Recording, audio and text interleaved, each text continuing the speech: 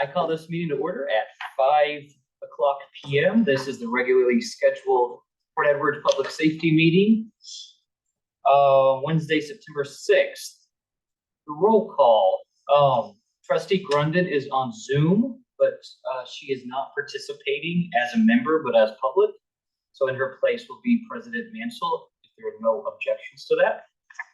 And with that said, I declare that we're all present and we have quorum. Agenda. Can I get a motion to approve tonight's agenda? Motion to approve the agenda. Second. Okay. All in favor? Aye. Motion carried. And can I get a motion to approve the August 2nd minutes? So moved. All in favor? Motion carries. The agenda and last month's minutes are approved.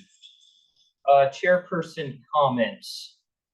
The only comment I like to say is that the last couple of months we've been having some deep discussions, and throughout it, I think we each learned something new as we bury ourselves in things. And tonight's meeting is pretty simple, but we are waiting on some other additional information. We're checking into what insurance has to say about some of the things that we said. So although some of the things we've discussed in previous meetings are not on tonight's agenda, we're just trying to prioritize, especially as budget time comes around, and that's what our emphasis is tonight, as well as the bylaws. That's all that I had as far as chairman comments. Are there any public comments on agenda items at this time? Hearing none, I would like, if there's no objections, I'd like to start with the police department report. Scott? Okay, sounds good. Chief Drew Richardson. You're quite all right either way. I don't have any updated information on the School Guardian Act. Again, checked yesterday, no movement on that.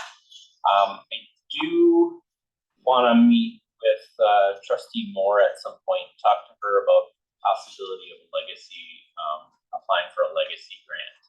I have reached out to some of the other neighboring agencies and have found that they have utilized these local grants for some specialized canine, and I actually do believe that there was a grant through Legacy for a COPS type grant to add a mental health officer at the county.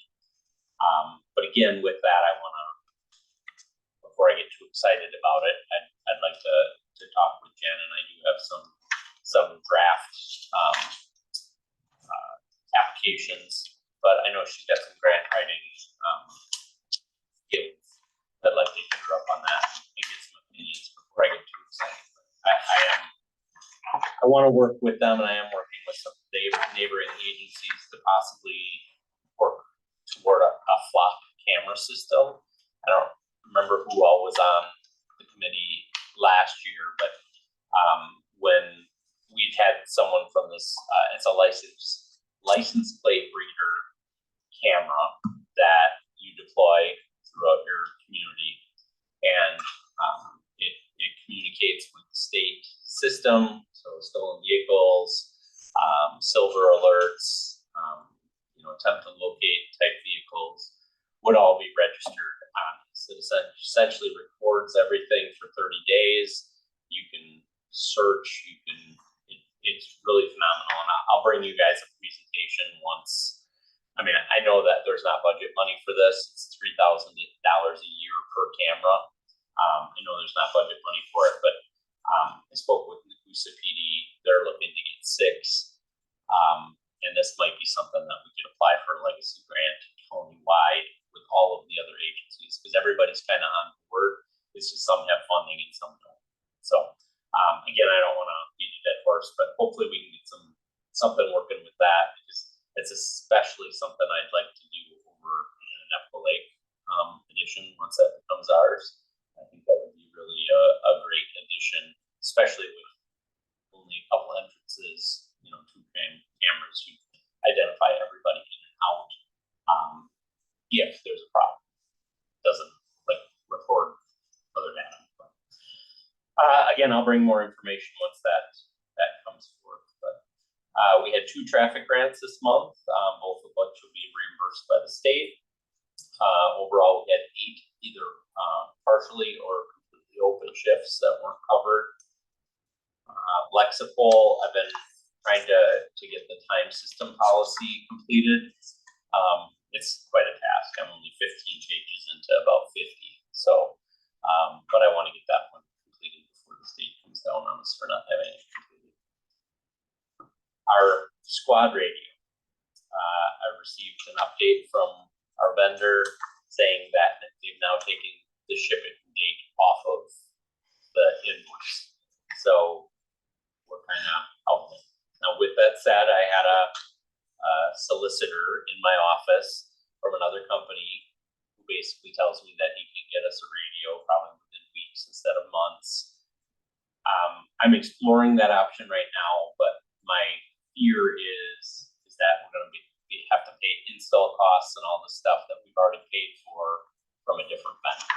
So there may be some pluses and minuses, but I have to make sure that the numbers make sense before I would move on anything like that. I'm not convinced yet. Officer Murtis was able to take advantage of 2 different training courses this month or last month, both offered by the State Department of Justice, so they're both free of charge.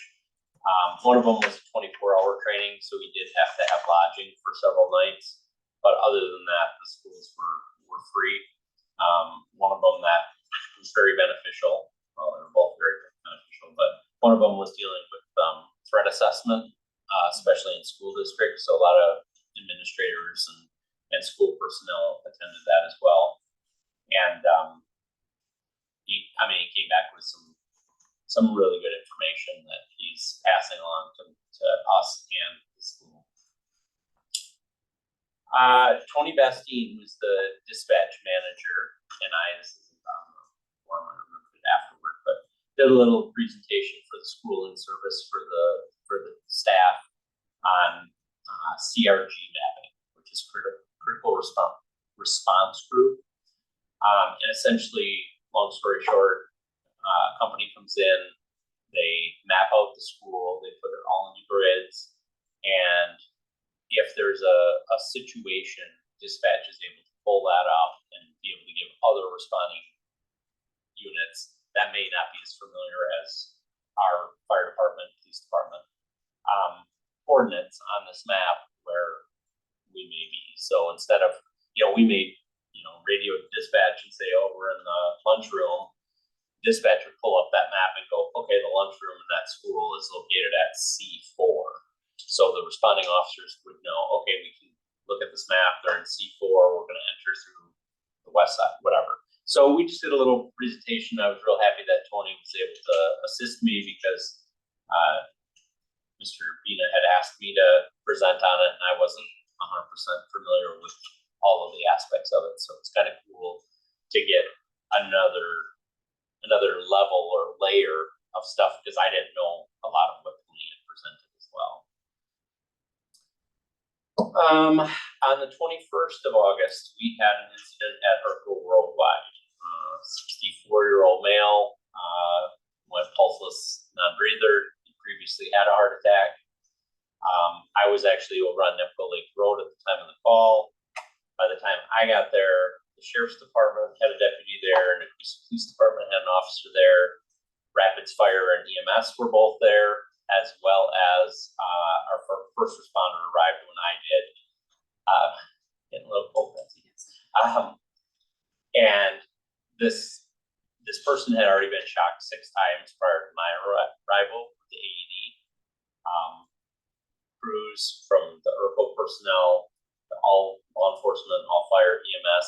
I mean, I've never seen such a crew working, taking turns, doing CPR on someone, and actually have a positive outcome. This person was up on a second level, so I mean, it was teamwork to get them down the stairs, on the cot, out to the rig. It just really was phenomenal, and I've seen 1,000 of these in my career, and they generally are, you try your hardest. This guy was out the following week at Urkel thanking them for the prompt and great service. So I am working with Chris Spartek, the safety manager over at ERCO, and she wants to do a little something for recognition. So I'll keep you posted on that when that may or may not be. It was really kind of cool because, I mean, everybody was jumping in and doing CPR, and I think by the time they had gotten him to the hospital, the number was either 11 or 12 shocks from the ED. So it was really, really cool. Squads, nothing exciting there other than still waiting on the radio for the Durango. Computer is in, we've got that set up and ready to go. Enforcement, we had 27 traffic stops with 8 citations issued. 2 ordinance tickets and 1 juvenile referral. Other than that, we're at 68% of the budget for the year.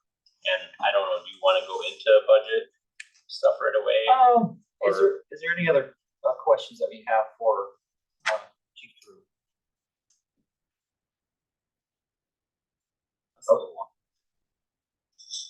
Oh, well, thank you for all that information. Absolutely. And I did provide Chairman McGregor with some squad information as far as like what we may get if we were to take our squad to auction. I'll do some checking because all those auctions were closing in the next 2 days.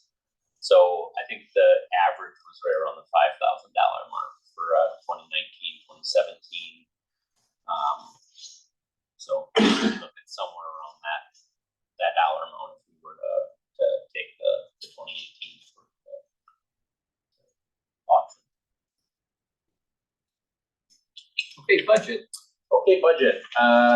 Where you all flip out and throw me out of the room. This is the first proposal. This month is just preliminary so that we can have this presented and approved with the next cycle of meetings. So what I did for coming up with my numbers is, and I'll have a more specific, I have more specifics when we get further down the road, but I did throw an SRO in there. I took my wage, gave myself a 3% raise, gave SRO a 5% decrease from my wage, gave the officers a 5% decrease from that. And that's how I came up with the total wages. Obviously, that number is significantly higher than it's been in the past because of adding $76,984. But again, I wanted to have a starting point. The rest of the numbers, as far as office supplies, telephone, all that, I just tried to be realistic with what we have now. We did experience some cuts this last year, which was kind of after budget talks between Boz and I. I know he and Diane had to meet and had to get the numbers down some. So some areas like our weapons for range and weapons, I know that was reduced. Our duty clothing, our uniforms was cut by about $2,000. So many of those I put back to where they were prior to 2023. I think the only other major one that I increased was the vehicle expenses. We were budgeted this year with 11,000. We're over double that right now. So for next year, I proposed 15,000. Like I say, I think we're standing at about 22,000 on our budget for this year. Again, there was some extreme costs there because of the new squad and because of the direction from the prior administrator on where to place this fund. So yeah, this year we're at 23,000 currently. So I didn't think 15,000 would be unreasonable in that. Otherwise, at the end of the whole mess, the total, I did put the total with an SRO and the total without an SRO. Now, again, that is with a significant wage increase for the patrol side of things. And again, we can discuss that further as this goes on. I have it broken down many different ways. Before we get into the guts of that, I do want to I guess, acknowledge and I guess make fully clear that you probably will be at least seeking a new police chief in 2024. I do not plan on retiring in 2024, but I plan on retiring very early in 2025. So I guess I just want to throw that out there so that when we are considering this, we're considering my potential replacement with some training time. And honestly, I'm less than a year left on my contract obligations.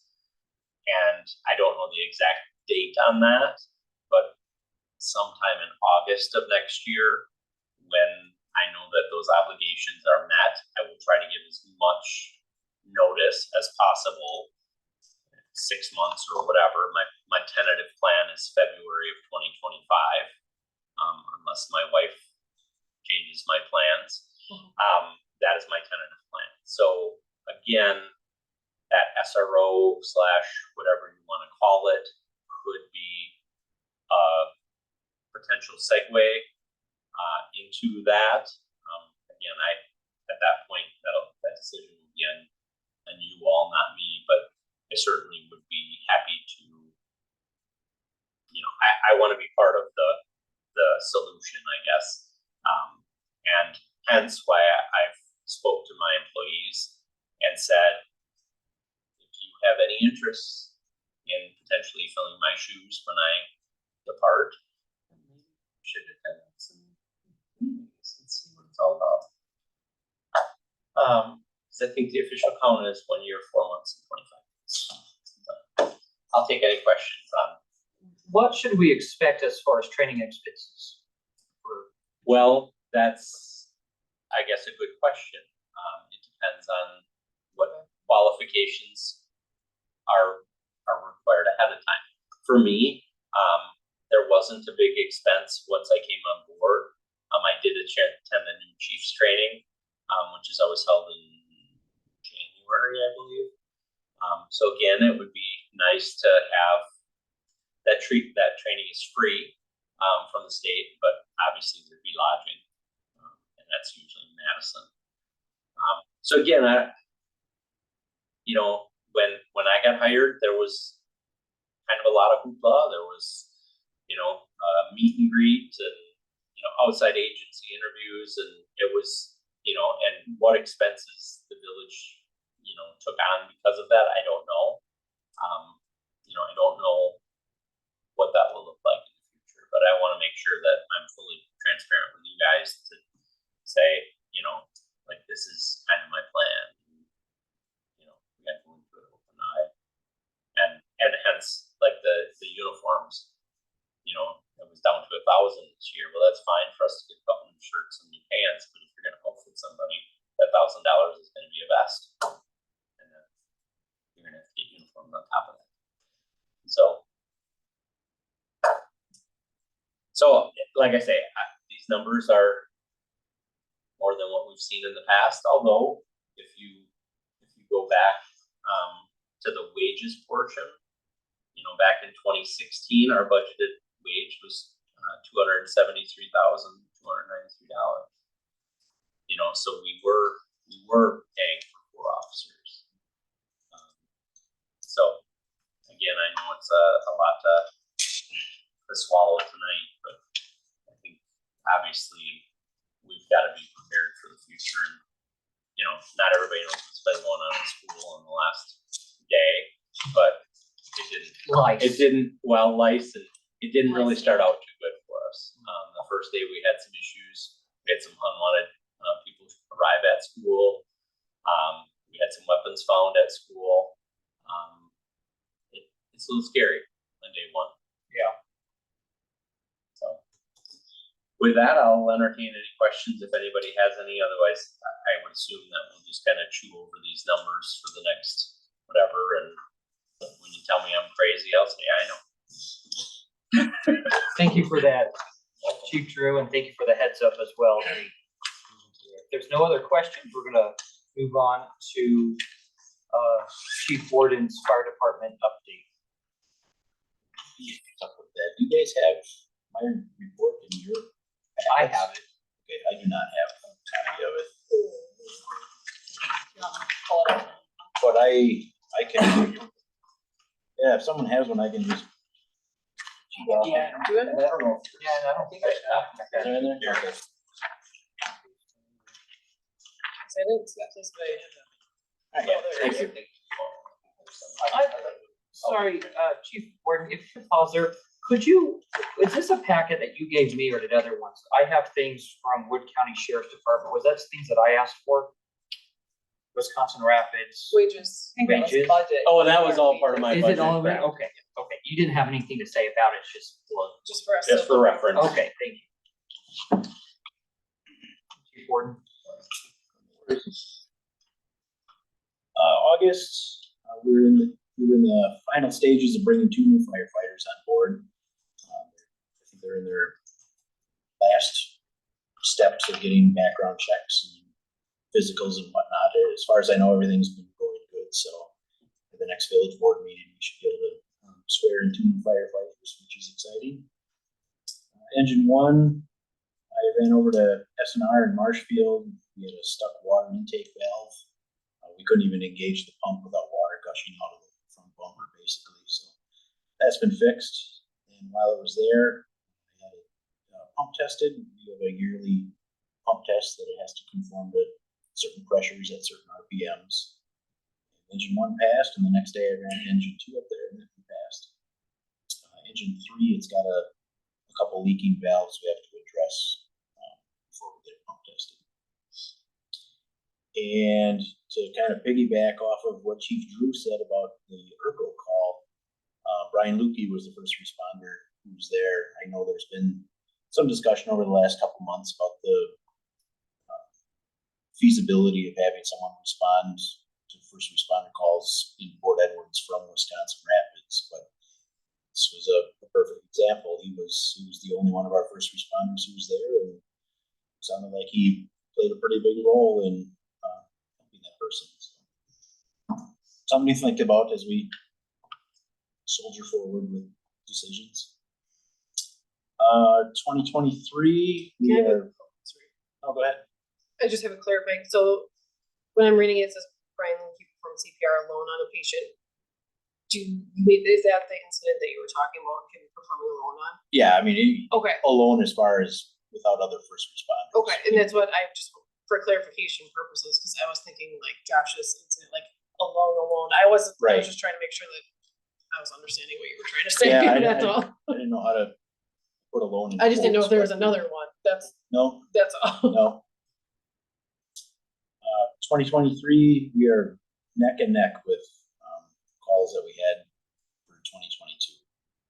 So I don't foresee our wage budget being out of control because we compensated for that after last year. So, but as we mentioned before, we'll continue to monitor and make sure that It's been such a things don't dry get out of summer, control. I'm surprised it's not higher than it is. I know, I was a little concerned this last weekend. I'm sorry. Yeah, just jinxed it. We had activities, we had meetings, first responder training, training drill. Our first training drill, we had planned, Josh had planned for vehicle extrication, but it was like 100 degrees that day, and it was an unnecessary risk. You know, if it had been a real call, yes, we would have put our stuff on and gone out. It was a little too hot that day, so we scheduled an extra training drill for a week later. Because this time of year, we dropped down to 1 training drill per month instead of 2, so we have a little extra space there for extra stuff.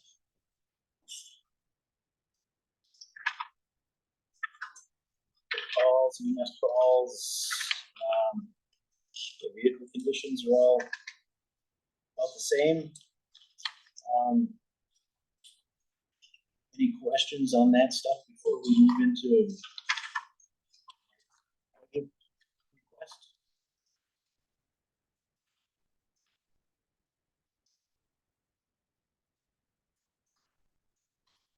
Have you had any more applicants? I know it says you were working on 2 new fire, has there been any more applications come through lately, or?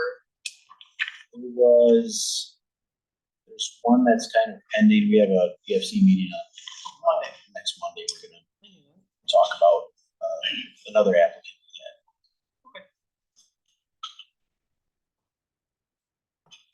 There's no other questions, and let's, look at the preliminary budget proposal. So it's gonna be real easy for me. It's gonna be basically the same as last year. Last year we spent a lot of time moving, making adjustments in certain categories that were always over budget. Increasing dollar amounts there, decreasing dollar amounts in line items that we didn't really use.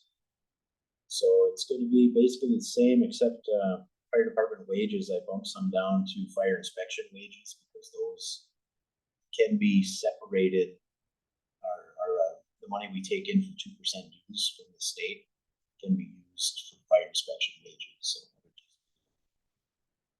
A nice way to make sure that the money is being utilized. And, I had a couple questions. I know we were talking about getting a new first responder vehicle. If that is approved, I don't know if that would be added to the budget. So I don't know where to, I just made a note on the bottom. And then relating to that, I was talking with Diane, and Boz and I set up more money going into the fire department capital outlay, which I was under the impression that we could carry that money over from year to year to be used on big ticket items, vehicles, turnout gear, air packs, things like that. Diane told me that's not the way it works, but I was kind of wondering how you guys plan for vehicles. There's some sort of account you guys have for 400 account, it's called. 400 account. And so that's budgeted every year. It's varied, obviously, but like this year it was 20,000, so each year 20,000 goes into that, and that can roll over. But I don't know how that works on the accounting side. Me neither, but I have interest in setting that capital outlay account up similar to that, so we can accrue money. I mean, right now it's $10,000 a year, but that's not going to pay for a fire engine, but it'll help. So just so that I'm understanding, when you did the capital outlay with Boz, you were thinking that was more like a 400 account where it rolled over, but it's really not. You're supposed to essentially use it or lose it. Essentially, every year. It's Is that just, it's just a line item. Right, the way it is now, I guess, is we have to use it. but you would like 400 that does roll over. Right, Kind of like savings. yep. That way, if we need to buy a new brush truck in whatever, 8 years, we might have half of it saved up. Sure. And Diane said you just don't have it set up right now, but you could, or she said that's not how we do this. Can you clarify what she said? All we got as far as mine and Diane's conversation went as far as we can't carry over money in the capital outlay account, but the police department has a 400 account. So I don't have anything beyond that. I think it's possible, and I'm interested in pursuing that. I'll look into that. And we have some turnout gear that needs to be replaced. I saw Jefferson Fire was pulling into the station when he passed, so we're gonna have a demo with some new turnout gear. And once I figure out some pricing and expiration dates, and I know we discussed writing a grant, I'll have a little more information for next month. Any other questions pertaining to the budget?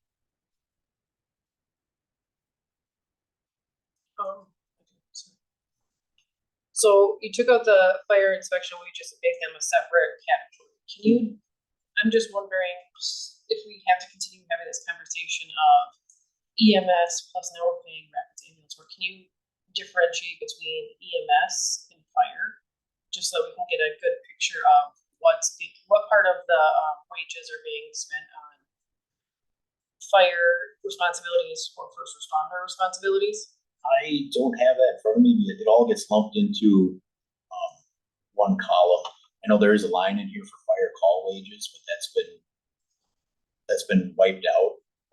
To move it all into fire department wages. The account number exists, so it's still on the spreadsheet here. Oh, But I'm just wondering if, I think that might be helpful in our discussions, like a year or two from now, kind of down the path, right, down the.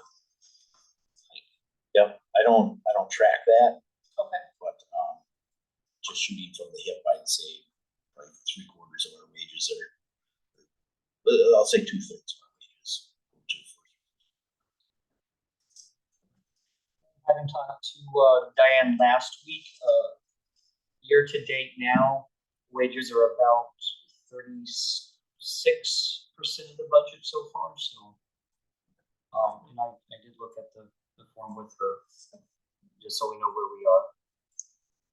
I think it'd just be nice to track, just so Yeah. we have a better understanding of where the money's going. We have to keep talking about ambulance fees, or even like, well, we might have to charge for, Sure. upper chart, whatever. It's just, that's it.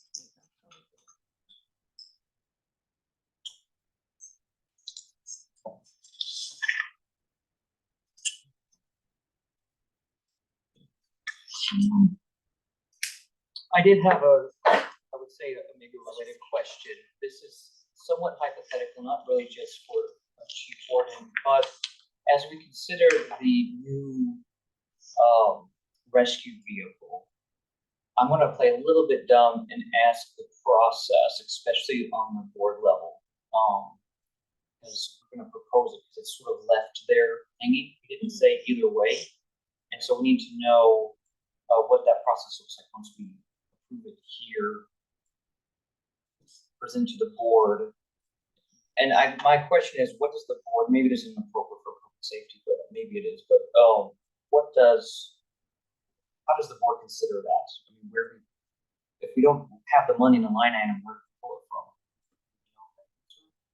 I think another Diane Was question, that it? because it is like, Let's- we can't just make up money, just, Yeah, I you know. know, I think we'd either have to cut from somewhere, like, PayPal type of thing, we'd have to figure out what to do, and where to get the money from, is kind of like that first piece, like, okay, we have the $70,000, that's how much it costs, but now it's how do we fund it? Yeah. Do we fund it versus, squeezing it out of here and pulling it from there?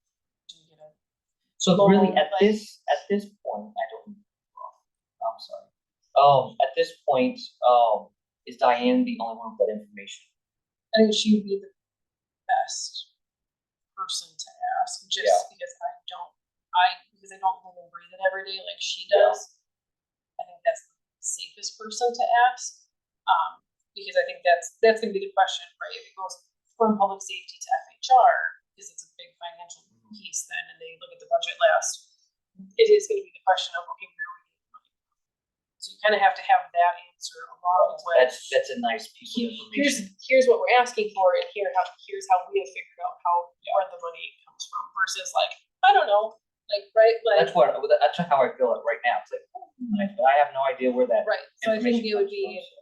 between Chief Warden and Diane and you kind of sitting down and being like, okay, this is what we want. Where can we squeeze from? Is a loan possible? I know that there's been the $7,000 from the athletic association that has a piece to play in it. So it's kind of just making a plan of how to. Because even if we get a loan, that would still have to go through the FHR. Okay. So I think it would just be, you guys kind of have to work with Diane, and I could be, I'm not trying to push it on you, but that's just kind of how I see it happening is, okay, do we have wiggle room? Do we not have wiggle room? I guess, is that kind of how well, you have that 400. yeah, that's so the for other- me, it's already a little bit budgeted, so typically when I buy, that money's already either there or moving Or there. mostly Within, there. yeah, Okay. Thank you. which for the future, I think if that's feasible, that, it works well for us, cause I kinda know what I'm working with and how much I'll have next year. And Without objection, I'll call on. I know members have a grant for EMS service trucks. For districts that they run pipelines through. So I mean, you're talking about finances, I mean, there's other things than just going it alone. Well, Members, they do this all the time for EMS for emergency. They dig holes and stuff, so I mean, it's not so much fire departments, it's the responders. But I know they have a program just for responder. Okay. Oh, could you just make sure that Chief one's aware of any sort of grant opportunities? There's so many. See, I just know members is a big one. Okay, thank you for that. Darren. That we will move on. If not, we'll move on to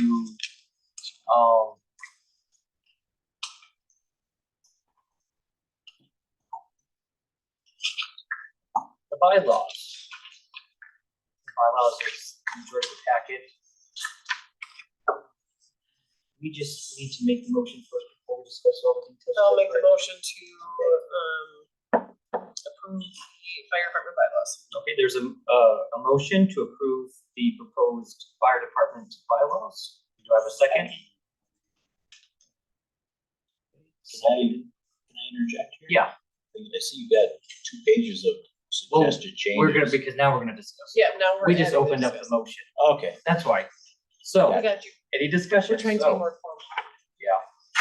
I know, that's kind of why I asked you, because it feels weird, like we're about to make a decision. so. Okay. Cause the Um, decision comes to the voting. Sure. Versus the motion and So- second, so. I was, trustee Moore, did you have anything that you were going to? You go ahead. Okay. Okay, dude. Now, nobody has seen these yet because these were printed today. But what I'm referring to is the grayish blue, page. And I just wanted to be as efficient as possible. A lot of it is, simple additions, just mainly for clarification, and we'll see. Page 3, number 1, section 1, application for membership.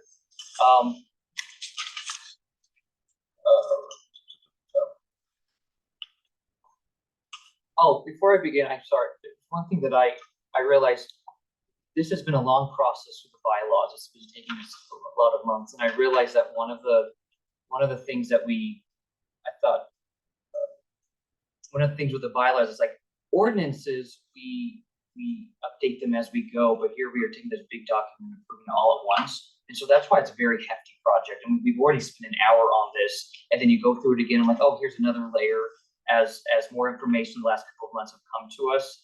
And so it's a hefty thing. And one person suggested maybe we should went section by section like we would with ordinances, but we didn't. So that's kind of why we're having to do it the way we do.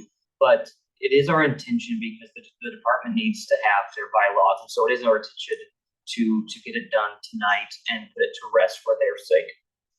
There's a line in there that says that the chief has the option to select applicants for membership without input from the membership committee. I suggested a change of phrase, which is the exact same thing. It just maybe softens the language to say the chief may seek input. The word is the chief may seek input from the membership committee when selecting applicants for membership. That's just an editorial thing. The without input just didn't sit well with me, and it's, I give you your intent, I just want to clear,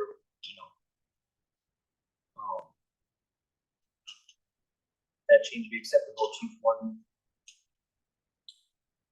The chief may seek input from the membership committee when selecting applicants for membership. yeah, I'm a little hesitant to go through this Good line idea. by line and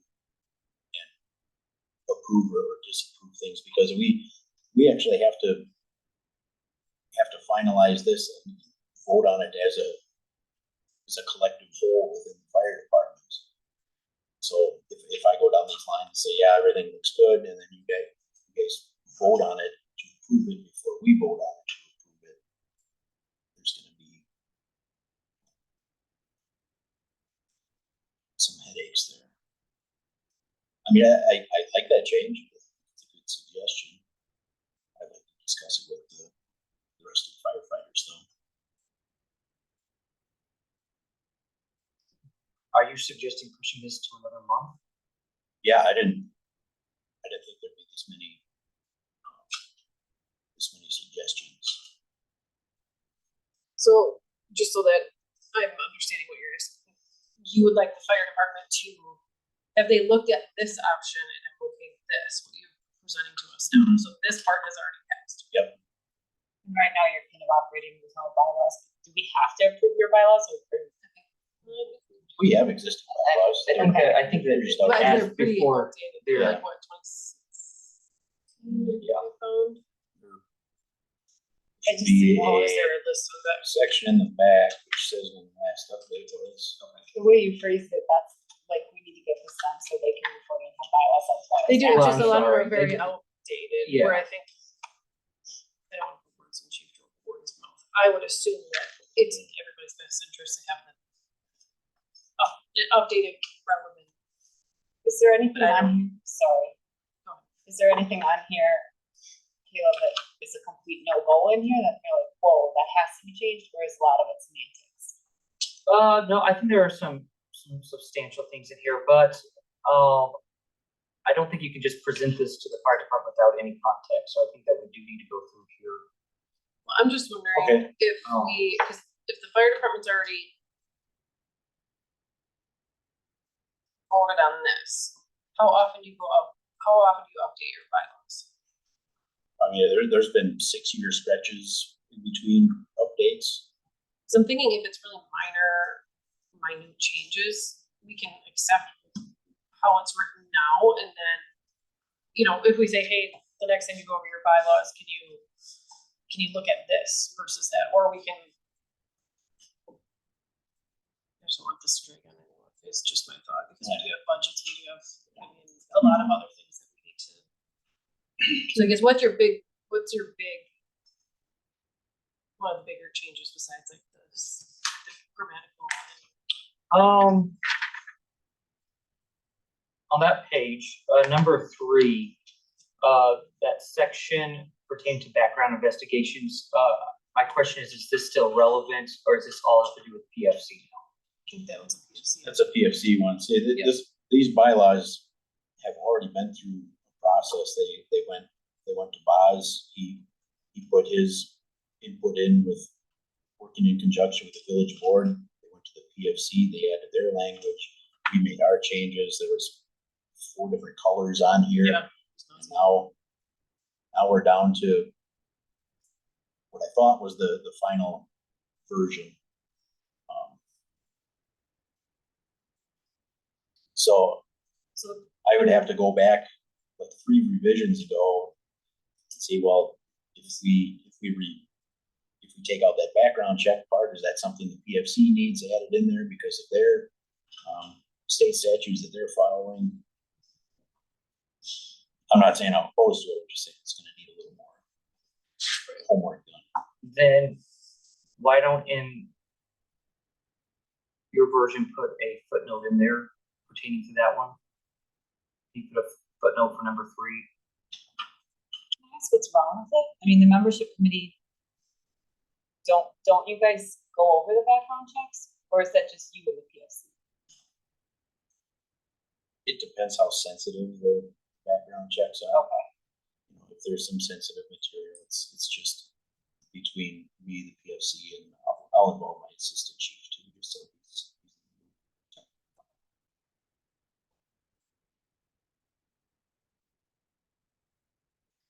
I'm just wondering if section 3 is, already taken care of by the PFC. well, this is theirs, so the PFC's got their bylaws. Yes. So this is theirs specifically because they have it go through, or they have had it, or have the membership committee, this is what they're saying that they're gonna do. Is the intention then this is a duplicated process with the background investigation? Is that Right, my yeah, understanding? it's probably redundant, it's a PFC, and, I mean, it's been our requirement too, but it's in the PFC rules, it's in our rules. But it's an intended redundant, it's not a accidental redundancy. leniency, is that what you're Right. saying? Okay, that's what I was looking at. Okay, so we can leave that. Um,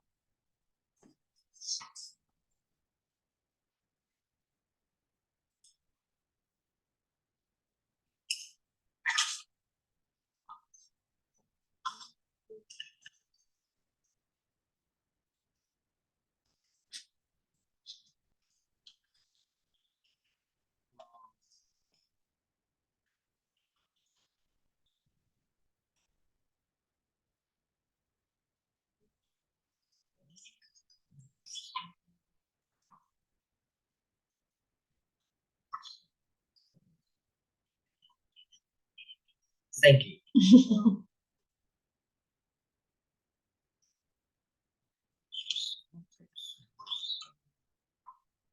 Um,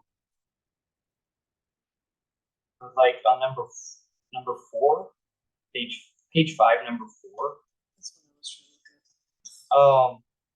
Department membership committee shall review member points each quarter after the secretary has posted the retirement points, make appropriate recommendations to the chief.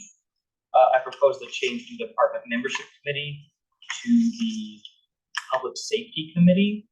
For the fact is that the member points are directly related to cost and payments and wages. Is it the LoSA? This is just a LoSA thing. But I'm asking, like, because it's.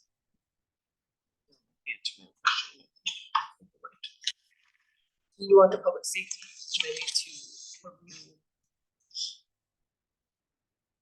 Yes, since the member points are directly related to wages. Copies to the village. Nothing else to the, there's a ... because the rest of the sentence will stay as the same. Well, I think this is my interpretation of those documents and provide copies to the village, request by name of all qualified firefighters who meet the above standards, because then we vote. I think the public safety votes on do we pay or not. At the end. Right, so we're reviewing I think what anyways we once need it's to do submitted, as public safety is ask, okay, who for the list? Because what we have been doing is saying, yes, we're gonna pay the LoSA. We haven't done a good enough job of like doing individuals wise and just having a better understanding of how that works. So I think I don't think we've ever gotten a report out of like, here's who, this is why, that. but we shouldn't be reviewing, like. I don't know enough about those to do a review of it and say, yes, these are the number of points that are awarded, right? Is that, I mean. is that what you're that. No, I'm asking what you're suggesting. What are you proposing to review? Because As I'm at gonna the be end, honest, anyway. to me, reviewing member points is them going over and saying, okay, here's what everybody has, and then it gets submitted to the village. And Because that's we still have to that. vote on whether or not we're gonna pay the LoSA or not. What we have done before is in its entirety, I think we do need to look at it. I don't know, we have to go to closed session and then you would just have to tell us like, here's who on the department paid the points, who didn't, because we're using names type of thing. I think we have to have a better understanding of that and ask more questions that way, but we do get a. But I think that's as simple as saying, hey, chief, can we see the review documents so we don't pay? Is that what happens anyways when we do this? No, No, we haven't not done really. that before, but I think that's on our end. I work directly with LoSA. And let them know who's made their requirements, who's eligible to receive their LoSA benefits. And then we And then you guys decide the next step. So I think it's, as long as it's through, as long as you bring the names to us, say here's who's made, so we know who gets the LoSA payments essentially, because then you work with LoSA, and I'm sure Diane's got a point in it too. To make sure that money exchange happens, I guess. I think if we change this, it becomes us micromanaging this piece, and I don't want to do that. I think if it gets to the membership committee, there's rules and there's standards that you have to follow by LoSA standards, right? Yeah, it's not us making up. Because if we do that, I think we're adding in another layer that doesn't need to be there. So then with that in mind, we'll move on to the next one. Yes. When we set up both, the point system is what we thought, both of them come to us and come to the as a department, we decided on what we were gonna do to get the points and the number value was decided by the department. So both of them tell us we need 35 points, we picked that number. Assign the points to the drills and calls and stuff like that, that's how we can do it. We actually changed that before, it was higher at one point, than we were back, higher cost per mile. So reaching in for the other number is almost impossible if you miss. So does LoSA have any requirements? We have to have our own, they tell us we have to have some, and then they approve it. Got it, But okay. we set them up, But I mean, they still kind of approve them, is what I'm saying. we set it up, and they, yep, that looks good. But they say yes, okay. So we as a department come up with that. Okay. I'm on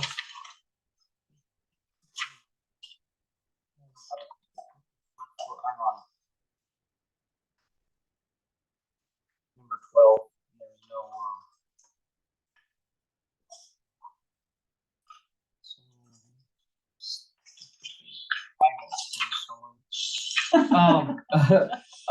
well, we had talked, under first responder, section 5, so page Oh, that 9 makes sense. is, on number 12, somewhere, something to this respect, and I'm kind of quoting what the Chief Warden had said before, is, does it need to be codified in the bylaws that it is expected that, or even required that EMS to take entry-level firefighting? Is that already? I think it's already mixed in with the membership program, just with the minimum requirements to be a member of the fire department. It is. But we could double that up and add it to the first responders too, just so. Okay, I must have skipped at Clarify. the first part. I was thinking about that when I was at the first responders, but is it mentioned? It is, we Yeah. talked about that last time, Yep. because there was a question on, does EMS really have to do this? And you had said, it kind of had to do with numbers and wanting everyone to be trained in firefighting, not splitting off EMS, because obviously the numbers, is that correct? Right. That's kind of what you said. Right. We want to be able to utilize everyone. Yes. Number 13, page 10, is simply an entire section that I've added, and you can read that. That was simply my thoughts pertaining to the promotion. And because on page 10, you talk about promotions, but there is no procedures listed Yeah. in the promotions, and so that was a suggested section that you can go through and deal with it, but I thought that your procedure should be, like, we did talk about it, and I think we talked about SOG, but it seemed to be something that was simple enough as this section to clarify what that promotional process would look like. So that's what I had provided there. Looking to get a little guidance from that law firm at Stevens Point before I start putting things in writing, just to, what do they recommend going forward to help with the promotion process? And then whenever that discussion happens, then you can probably add it. Yeah, well, there it Yeah, is. I'll There see what we they go. recommend. What should it be in the bylaw? Should it be a SOG? It's an easy Easy amendment that to way. be on this, right? On page 16. This was, the words of Scott Stewart are in my head when I say this, is to add to this list a number 12, or to stick it in somewhere that's already existing. Chief shall communicate directly with the PFC in matters of hiring, firing, discipline, and promotion without requiring input from other parties. That is what Scott Stewart had said last month, was that in their policy with the PFC is that there is a direct communication line, and that was what I had suggested, just to clarify that as part of your duties. Okay, I'll talk with Scott Stewart about that, just because they've already had their hand in this. I just want to They make sure did, that that's and an appropriate place to put it. I mean, no, I I know that they did, and the bizarre thing is that they still had suggestions with changes. I'm wondering why is there still changes when they went through it already? So that's the frustrating part. Oh, there's always gonna be changes. It's Yeah. never gonna I mean, be I think it chiseled in just- stone. We're gonna do this stuff forever. Yeah, well, I think every year or two at least, just have a running list of, oh, I didn't think about this, or this wasn't a thing then, just That is to true. make it easy. That is just Every to clarify, January, that is using very similar phrasing to what we had talked about last week or last month when Scott Stewart had stood up and talked about how that should work. Did suggest an entire new section 14 that would bump the existing section 14 to a 15. And that is because you have a section here on general standard operational guidelines. I might suggest that you just take out standard operating and just call them general guidelines. Section 14 is the fact that there's nothing in here about SOGs. And the proposed language was an added section 14, and there's the language here. Shall contain a collection of SOGs at a minimum. SOGs pertaining to the following should be maintained. Now, there's a list of, I think, 7. 1, 2, 3, 4, 5, 6, 7. Chief Warden and I went through them each. I don't know the acronyms. And so, but this, that list was provided by April Hammond about here's at a minimum what the SOGs that should be on hand, and we tried to go through them and say, what did they mean? And maybe they should be fleshed out. But that's, I just copied and pasted that from her email. In fact, all of her truncating the words are all of hers. So, just for me, on the same page, number 8, each member shall follow all the department SOGs. Does that kind of cover all of I'm that? not on page 22. Page 22, number 8. Number Oh, 8, number sorry. 8. 'Cause I think that kind of wraps all, it's my assumption that that would wrap up all of.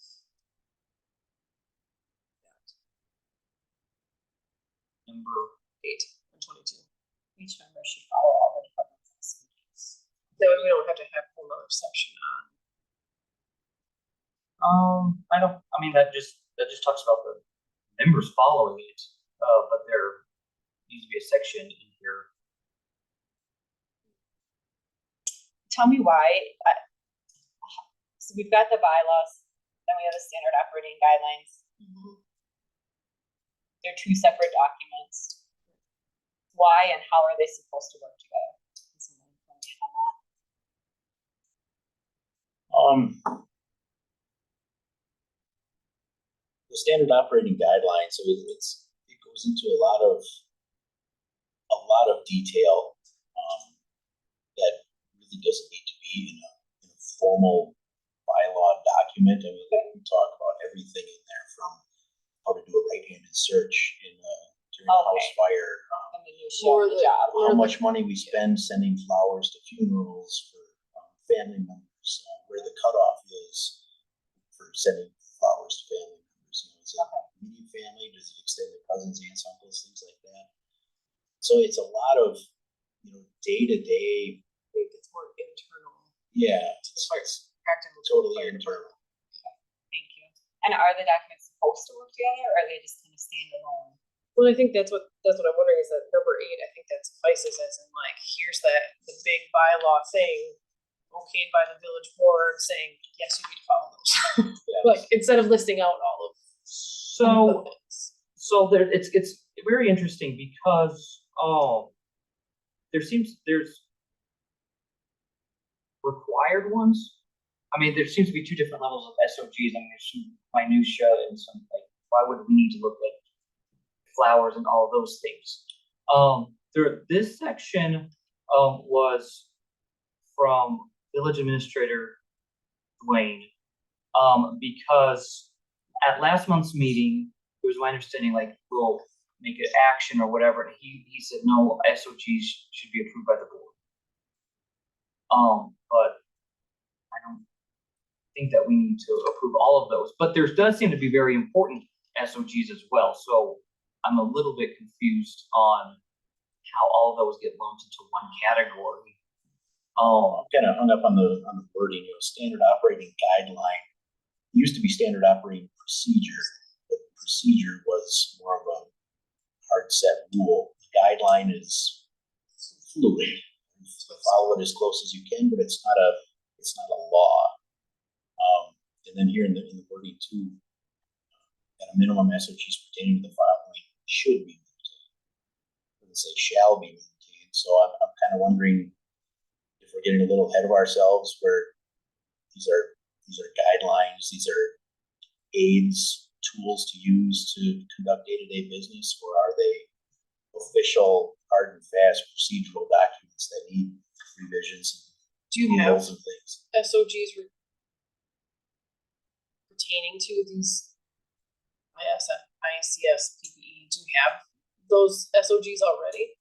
I'll Or have to check. SOPs or whatever? I know we've got a few of them. I know we've got I would assume that some of PPE, we've got them incident are command. pretty, right, the ICS, it's probably very rigid, right, like Mhm. ICS is. I think I honestly think it's your responsibility to make sure that you have them updated, you keep updating them. And make sure that it's getting implemented. I think that's your job. I think it'd be cool to know what. Right, you come in and kind of say like, this is what the BB. Pathogens. I got another one. Okay. Maybe those are the SOGs that we like, if you're saying Dwayne wants us to review, maybe those are the ones we review, we can say, okay, if they're supposed to be in here, but then the rest of the stuff in minutia. This is probably minutia too, but Well, I'm sure maybe there's it's just probably check, it's in there, sounds good. right, I'm sure that there's a requirement for them to do a bloodborne pathogens thing, just like it is for the school district every year, right? So I think those are the ones that maybe we do need to look at, or maybe you need to make sure that it's. We'll send you the link. Just did it. No, there is a link. This was from April Hammond, and her sentence said, important SOGs to note are, and that was the list. So she So said important important SOGs to note. to note. We're kind of dancing around that gray area where, I mean, standard operating guidelines, that's Right. I think operations. that's, How these are the important far into ones. operations do you guys want to get? I think it's laid out, these are the important ones, you make, I'm sure that you're following them and updating them and all the things, and then we can ask about it and you can educate us on it. Well, and we'll discuss this with Wayne. Yeah. What he meant by Let's that. talk about it. So at least there's that section as well. And this section 15 was pretty much the same thing, to create, so actually that would be the existing, imagine this, section 14 says bylaws approved revisions. We had no policy or understanding of how and where to approve the bylaws. So what was suggested here was to be reviewed and revised appropriately every 5 years or upon request of the fire chief, public safety committee, or village administrator. The bylaws shall be presented to the public safety committee and approved by the village board. So there's nothing new there, except for the 5-year thing. But just to codify it here, what the process is. Because without just looking at this, we have no idea or any understanding of what we're supposed to do. I honestly think that should be in our village ordinance under the fire department chapter. Not in your bylaws, because. Cause then it puts onus on them, and the onus is on us. Correct. If we're not looking at the bylaws, And we're not gonna, I mean, Right. as often as these things can get refilled or replaced, I'm never gonna look at your bylaws. I'm gonna go on the website and look at the ordinances though. I think that's how we don't miss it, is if we put it in a chapter 5 under the fire department. I think that gets, the ownership gets thrown on us to make sure that it is getting updated every 3, 5, whatever years. but we can add it to this too, just kind of Well, a double I mean, check. it doesn't have to be in one place only, but it would be But I helpful think for the in the more departments. official part is in the Yeah, village ordinance then, because then. but I don't think it's there either. No, Well, cause we set chairman, president, you guys are the ones that are setting the agenda, right? And mean, I'm sure something came up, you could say, hey, could we throw this on and talk about it? But at the end of the day, it's the village board that's setting the agenda, who should be asking for this to happen. Putting forth that request. I think it should go in the. Yeah.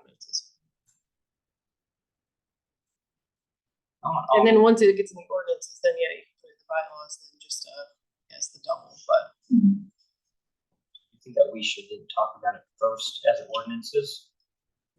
And we can add that in later. The last question I had is the 15 miles away, I forget where it is, but in eligibility for membership. The question was, how is that still relevant? Is it a state law? It used to be like 2 miles and then Scott Walker changed it for That's right. city employees. There was a and then that discussion carried about that over before. I was just into the fire curious. department as well. I'm just curious about that length of distance. Well, that's what I had, so then there seems to be no changes as of now with that, so any further discussion before we vote to approve it?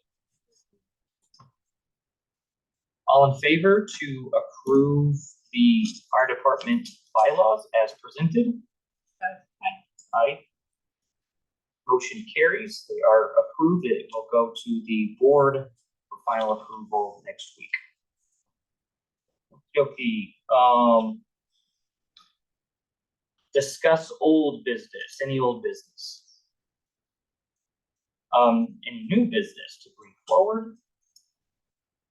I think again, just bringing back budget stuff, looking hard at those numbers, seeing where there's wiggle room. Well, that's our agenda item for next Right, meeting. talking about Diane, like where do we find that? Yeah, So- we need to get those numbers for the vehicle, how that could be possible. And budget at least every month from now to December. Oh. Correspondence received, I've received no correspondence, but I would like to say, just because I think it is relevant for public safety, but, our piece of the shared revenue for the village is just shy of $60,000.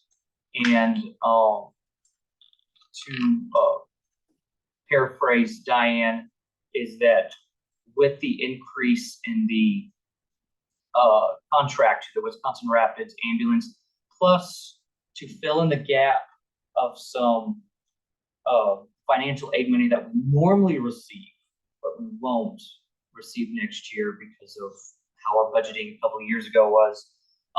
We need to also not rely on that shared revenue, which I know some places get who's amount of money, but we get 60,000. And how it is now, it really just makes everything really balance with the extra. I want us to keep that in mind as people are going to ask, well, why don't we take it from that? And there's not really any wiggle room with the shared revenue as far as I understand it. So just have it in the back of your mind. Next meeting date. The next round for October, excuse me. I cannot do it on our normal week. And in fact, Diane would like us to get out of that week before the village board meeting. And so I am actually suggesting that we have another one this month, regularly scheduled, but this is for September 27th, Wednesday, September 27th. Park and Rec is at 5? We're at 5. At 5. So I suggested 6. How does that work? Now, this could be a one-time thing. We could suggest Thursday, but the 28th is homecoming, Thursday will not work. so it won't work. So we're kind of That's booked the in. parade, you're busy, you're busy. we're busy. And so as we move forward, we can maybe choose other dates, but for this next one, for next round of meetings, how does the 27th of September? I think it'll be okay. I have to check my calendar. We have drill almost every Wednesday at 6. As you're figuring that out, President Mansell, when do we need to get our budgets finalized this? I'll have to ask Diane the firm date, but would be, should be the next round of meetings. In Yeah, a cause then it's perfect gotta go world- to FHR, and then we have to sit down as a board, like, a committee. like, So we need to take that, so, yeah, okay, so really, we need to at least be able to shoot for this next round of meetings to finalize the budget. I do have a drill that night at 6.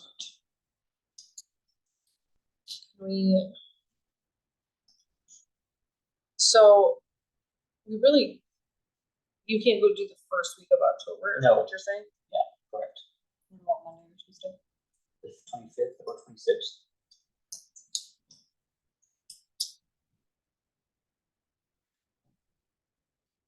Well, Cause the reason why we do it the first week is because that's when the finalized numbers come in, like the end of the month reports and all that kind of stuff, so we have a better number. Cause that's why we've always kept public safety kind of that first week, because of that. Well, public safety has moved around a little bit. It even has, but I last mean, year. it's, yeah. The problem was, well, first off, so they're just the problem of October 1st. But Diane had said that it's a lot of number crunching and things right before. Cause it's too. Yeah, because there's 3 meetings in a row and there's a lot of, not number crunching, but minutes and things to prepare for the next meeting. So, but either way, that's irrelevant for this time, so, could it be the Monday or Tuesday at 5? I can say yes, I can make it work, so. How about we do that? Tuesday. Not Tuesday. Yeah, Tuesday actually, because I will have something Monday night. Tuesday, September 26th at 5 p.m. We'll do that, and then we'll try to find what we should do for October. Okay, without any further business, this meeting is adjourned at 6:12. Here we go.